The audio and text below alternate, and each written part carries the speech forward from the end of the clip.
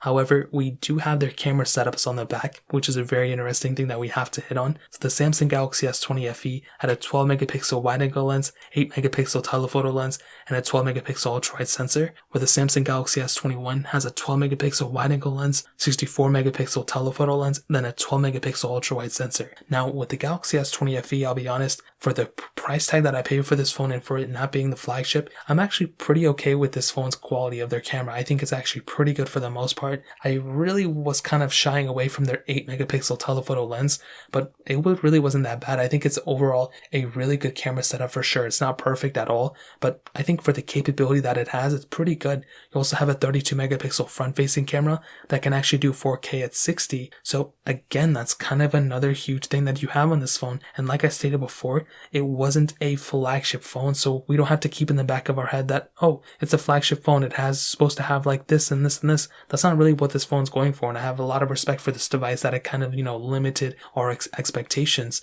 Where the S21, it has a very good sensor. The camera on the Samsung Galaxy S21 is great. They both kind of flop in the same area, to be honest, which is the apps not being super optimized for it. Things like Instagram, Snapchat, TikTok. The cameras within those apps, I don't know what it is with these developers. They just want to water these camera qualities down. I think it's to save bandwidth in those apps themselves because they're playing with such huge megapixel counts. I don't know what it is, but for sure the Samsung Galaxy S21 has a better camera here. On top of that, you do have that 8K capability as well on the Samsung Galaxy S21, but they both can do 4K at 60 on the front. You have a higher megapixel count on the S20 FE, but I feel like the S21 has a better front camera. But for sure, at the end of the day, the winner here is the Samsung Galaxy S21, but the Galaxy S20 FE isn't too far behind, and if you're not comparing them side by side, you're probably not going to notice that big of a difference, especially when it comes down to the software of these cameras, because it's almost the same exact thing. So in terms of the cameras, that pretty much covers it up.